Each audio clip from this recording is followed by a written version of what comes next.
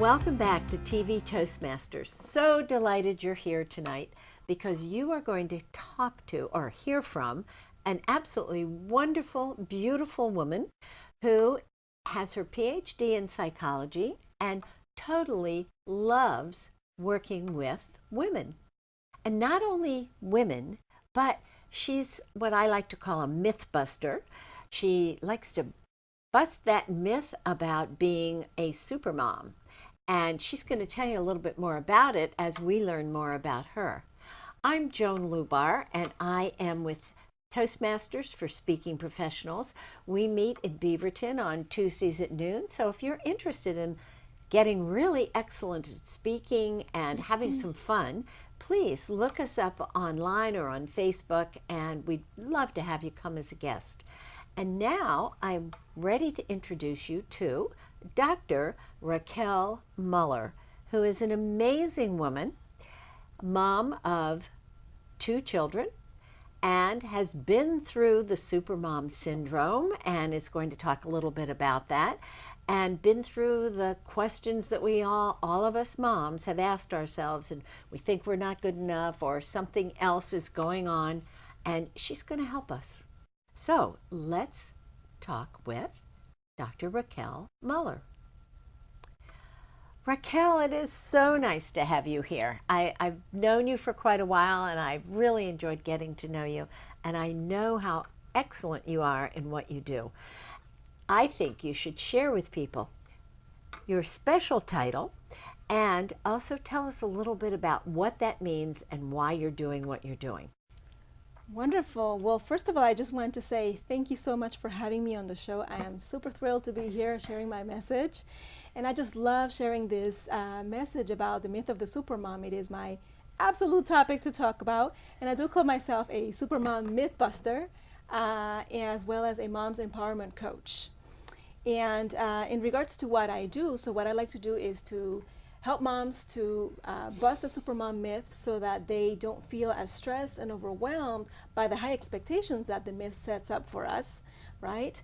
And experience more calm, more patience, more joy, and feel effective as parents, while also feeling fulfilled personally as women. Now, that's not always the easiest thing, is it? That's true. It can be a big challenge. So can you tell us a little bit about what you do and how you do it so that people will know when they're ready to really get through this myth busting, how they can still be a super mom but not a super mom?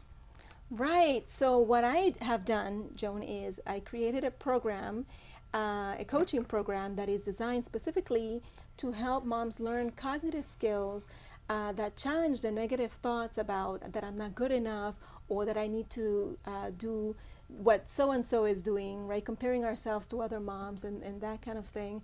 And also learning to accept ourselves the way that we are, even with our imperfections, right? Learning that it's okay to be who we are and to make mistakes. Also to be self-compassionate with ourselves. So often we are so much more compassionate to other people than we are with our own selves. And I think also a big piece of what I think that moms need to learn is about nurturing relationships. And I'm talking about marital relationships for sure, in addition to also nurturing relationships with other women. I think that we really crave that connection, and we all know that it takes a village to raise a child, right? So it's really important to create those deep, authentic connections, not just on a superficial level, but really connecting with people that you can get support from and get help from when you need it. Certainly is important. I think women need a lot of support, especially if they're in business, especially if they're a mom. There's just so many parts to our lives, and I know you deal with all of them, which makes it very special. So tell me, Raquel, how did you end up making the choice of being a supermom mythbuster? Well, when I started my practice a couple of years ago as a psychologist, it was a general practice. And as I started to learn about how to create a successful business, I started to learn about thinking about the type of client that I most love to serve. And that's how I wound up, excuse me, realizing that my passion really lies in helping other moms, because I had gone through that experience of um, criticizing myself for parenting mistakes and comparing myself to other moms and feeling like I was falling short. I was yelling at my kids and snapping and not spending enough quality time with them. And I decided, there are other moms who are having those same struggles, and they need to know that there is a better way. We don't have to walk around all stressed and about to explode and snapping at our kids and all of that. And I think it's also important to recognize that moms are also people. And that's a very important part of my message that I want people to hear, is that we don't stop being persons because we become moms. And to the degree that we can honor that in ourselves is the better that we're going to show up, not only in our personal lives, but also as moms, as spouses, as business owners, or whatever roles that we're in. That is such a wonderful concept. I know so many moms that have a difficult time separating themselves from just being a mom to being a mom, but also being maybe an entrepreneur or an employee or whatever it is that they're into, as well as maintaining that spousal connection. So it's not always easy. And I know that you do group work, but you also do some personal coaching as well, and you also help women to be able to deal with their businesses too, and business strategies. Is that right? Well, as part of my journey as an entrepreneur, I've learned a great deal about the power of mindset, the power of using visioning. And I love to support women in particular who are starting their own businesses and who are also moms, right? Who are trying to develop themselves, grow personally, professionally, and create success in their lives. Yes. Raquel, you have such an interesting background also. Tell us a little bit. I know you were not born in this country. Where were you born? Right. I was born and raised in Panama, Panama City, Panama. And how old were you when you moved to the States? 17. Oh, so you were already kind of up and running when you moved here. And then you did your PhD, your college and PhD here in the United States, right? That's correct. In fact, I graduated high school in El Paso, Texas. Oh my goodness. Wow. And then where did you go off to college? Well, so after graduating, I went to live in New Jersey, where my father was at the time. And so that's where I went to college and graduate school, in New Jersey. And I know one of the things that so impressed me is you did your PhD work in Missouri, right? Well, actually, my school was Seton Hall, which is in New Jersey, and then I went to Missouri for internship. Oh, for your internship after you had achieved your PhD. Well, I love the fact that your husband moved with you, because that's where you were going, and that's such an unusual thing for people. So you obviously are working with yourself and doing all those things that you've been helping other moms do, so that you could create this bond that he would move for you.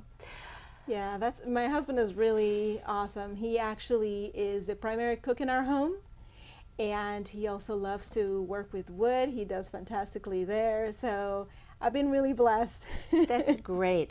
So if people want to get in touch with you, Raquel, tell us how you can be reached. Sure. So I have a website called Joyful Imperfection Counseling. That is the name of my business. And then I'm also on Facebook at Joyful Imperfection Counseling, where I post regular content, videos and memes, articles, etc. on that channel. And yeah, those are the two main ways to reach me. Do you want to give them an email to reach you too? Sure. My email address is info@joyfulimperfectioncounseling.com. Don't you love it? Joyfulimperfection.com. Love it. Thank you, Raquel, so much for joining us today. And I just want to say this has been a delight having Raquel here. And just remember, Joyful Imperfection. Oh, isn't that the best name for a business? And with that, I just want to wish you the best, and I look forward to your coming back and joining us for our next TV Toastmasters. It's been a real pleasure.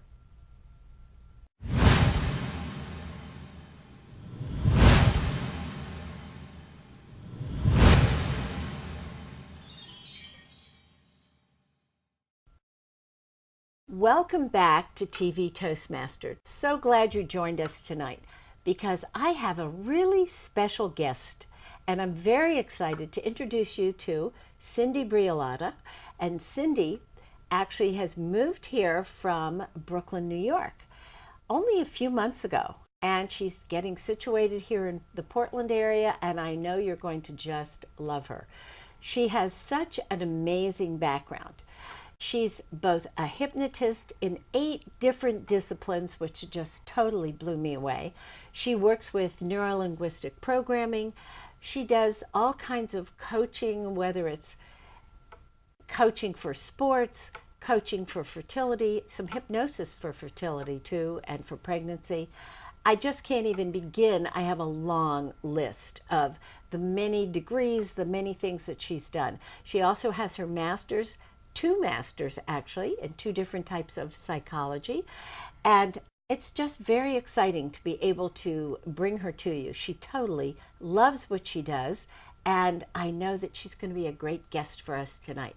So, Cindy, welcome. I am so delighted to have you here with us. Thank you so much, Joan. It's such a pleasure and a joy to be here with you. Well, it's been wonderful getting to know you. I've learned so much about you, and I'd like you to tell the audience a little bit about your background, but why you came here to Portland and where you're from, and just give us a little understanding of about your background. Okay, so I came here to the Portland area because I needed a big life change and I thought this would be it.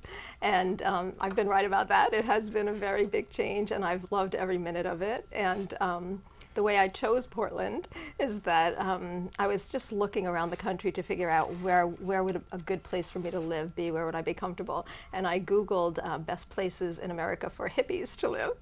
Hippies, very interesting. And even though I'm not a hippie, I thought, you sure? A little bit maybe. But I just thought I could be comfortable in a place where hippies are comfortable. And it turns out Portland is number 4 on the list of places where hippies are good places for hippies to live. And so I did lots of research about it, and I thought that I would meet like-minded people here. I knew I could find food to eat here since I'm a vegan. And I've been right. I've met wonderful people like you, and it's been just a joy to be here so far. So Cindy, tell us a little bit about what you do. And I know you've been in business for over 20 years, and it's very exciting, some of the things that you do. So give us a little idea, because you have such a varied background, of how you use that background in your business. Well, I like to think of myself as a change catalyst, and I really, I say, live your dreams, love your life. That's what I'm really all about. So I really love to help people to live their dreams. And the reason that my resume is so long is that first of all, I love this stuff so much. And so I keep learning as much about various change modalities as I can. And I'm really all about the rapid change. You know, I want things to happen quickly. Maybe that's because I'm a native New Yorker. You know, we're always in a hurry. Probably yeah, so. Probably that. All right, that's some part of it. And so I know that we have things in our lives that we really care about and that we want to accomplish, but there are things that hold us back. And so I'm all about helping people to break through the things that hold them back so that they really can be living their dream life. So you're talking about doing changes rather quickly. So can you give me some idea of how we can come into these changes, how we can make those changes more rapidly? I think that just is fascinating.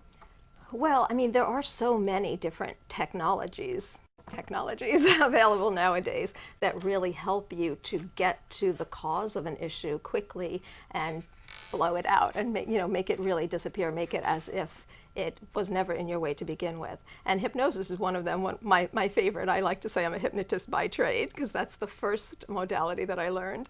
And there are just so many different modalities available today that allow us to just, move quickly through things that in the past may have taken us even years to deal with.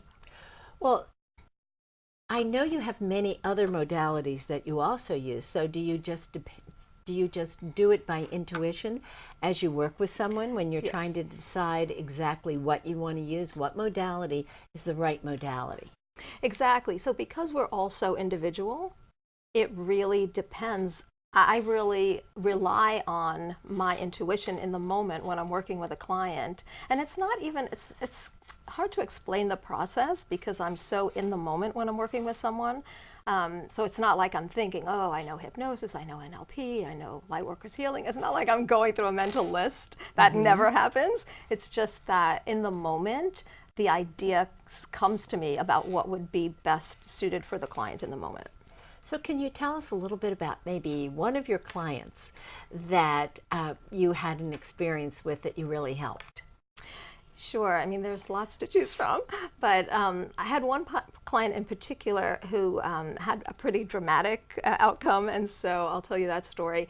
There is a methodology that I use that really helps people who've had very difficult pasts and to really process that in a way that heals it and lets people move on. So I had a client who originally came to me for weight loss, but of course when you're working with a client, things come up, things become revealed about what might be in their way, what's holding them back.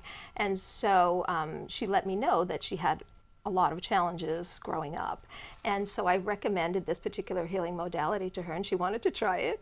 And it was interesting because in this particular case, the only suggestions that I gave her, this was a hypnotic technique, by the way, and the only suggestion that I gave her was that from now on, she would make decisions and behave in ways that served her highest good. That was the only specific suggestion I gave her. And as a result of this work, and I'm talking about 4 sessions, I'm not talking about 5 years, I'm talking about just a few sessions. As a result of the deep work that we did together, she lost 20 pounds. She went back to school. She reconciled with a brother that she hadn't spoken to for 20 years. She got promoted to manager in her job, and she became politically active. And she even started doing a little entrepreneurship on the side. So I know it's kind of crazy that could happen, but these kinds of things happen all the time. Well, maybe it's not crazy. Maybe it's just that you know how to work with people. And I just consider it miraculous, and I consider it an honor to be in the room when these changes are happening. Because I don't think that it's me doing it. I just think that really the client is doing all the heavy lifting, and I'm the facilitator, I'm the guide. Well, it definitely sounds like it's working. It is. So I have another question for you. I know you made some choices about coming to Oregon, and why didn't you choose Eugene, since that's even more hippie than Portland? Why did you pick Portland? Well, I thought because I am from such a big city, I thought that I would like to be near a city, not necessarily living in the heart of the city, but being near enough a city that if I needed my city fix, I could get it. Oh, I think that's a great idea. So now, if people want to get in touch with you, can you tell us how they would do that? Yes, there are a couple of ways to get in touch with me. You can find me on Facebook. I'm Cindy Briolotta on Facebook. Can you spell that? Yes, I know. No one can ever spell my name. So it's B, like boy, Riolotta. Okay, and it would be Cindy Briolotta on Facebook. Right. How about a telephone number or an email? Yeah, so also on the web, my website is cindybriolotta.com. That makes it simple. And my email is cindy@cindybriolotta.com. So it's all very, once you spell my last name, it's all simple. Well, that's awesome. Well, thank you so much for joining us, Cindy. Well, thank you, Joan, for having me. It's been a pleasure. This has been great. So now I want to thank you all for joining us and seeing Cindy. Again, I'm Joan Lubar with Toastmasters for Speaking Professionals. I forgot to mention that in the beginning. We meet on Tuesdays at noon in Beaverton. More about that if you just go on Facebook for that. And again, don't forget that you can reach Cindy at cindybriolotta.com. Thanks again. We'll see you next time.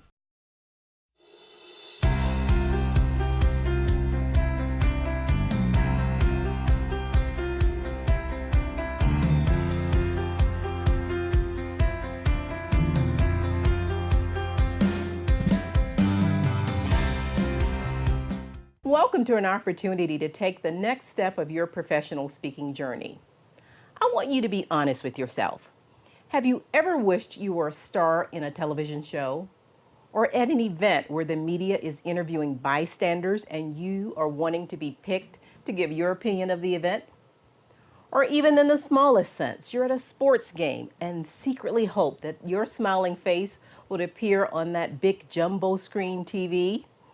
But the jumbo screen always finds the fans with the painted faces. And you think to yourself, maybe next time.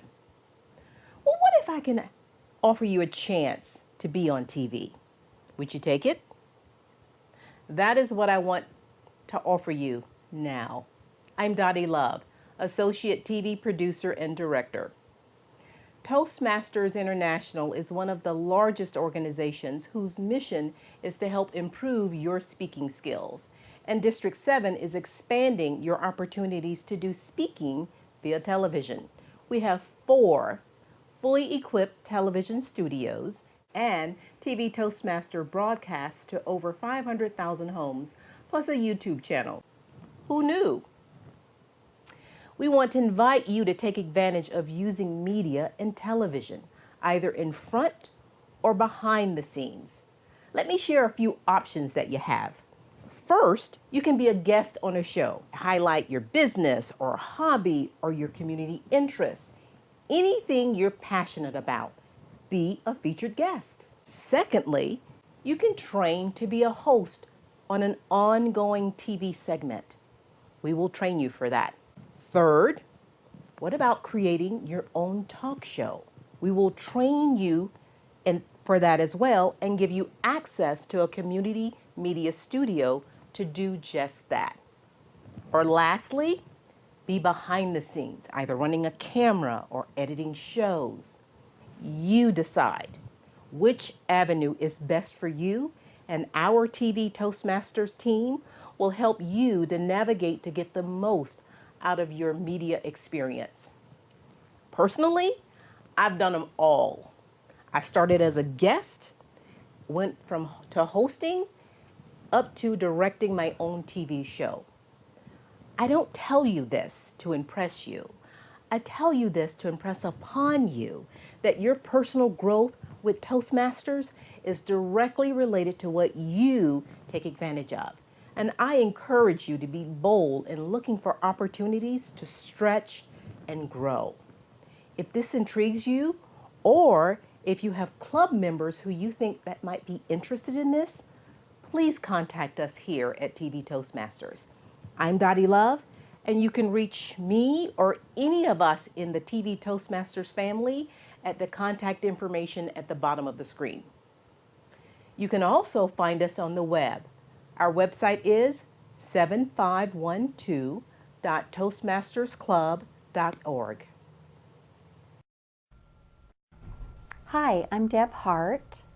I'd just like to share with you how appreciative I am of being able to be a TV Toastmaster host. I get to share stories within the community, have people come on the show and educate the viewers, and talk about a subject that I'm very familiar with, and that's health. I encourage you to come aboard and be a part of our TV Toastmasters Host Club. It's fun. You'll have a good time. Have a story that others need to hear? Seeking an audience for your message? Have an experience that can transform the lives of others? Practice your message and perfect its delivery in a TV studio while creating content for regional, national, and international exposure. That's right, get seen by an ever-increasing audience. Visit TV Toastmasters.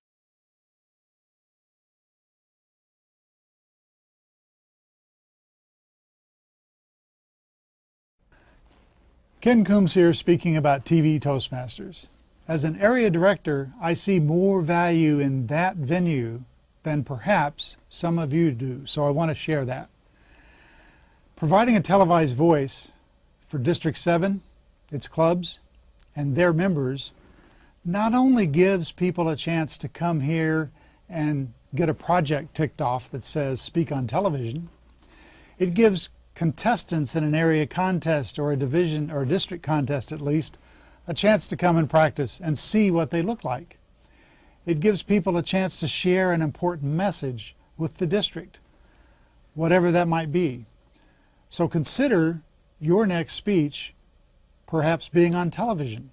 Not your 15 minutes of fame, but your chance to reach a broader audience.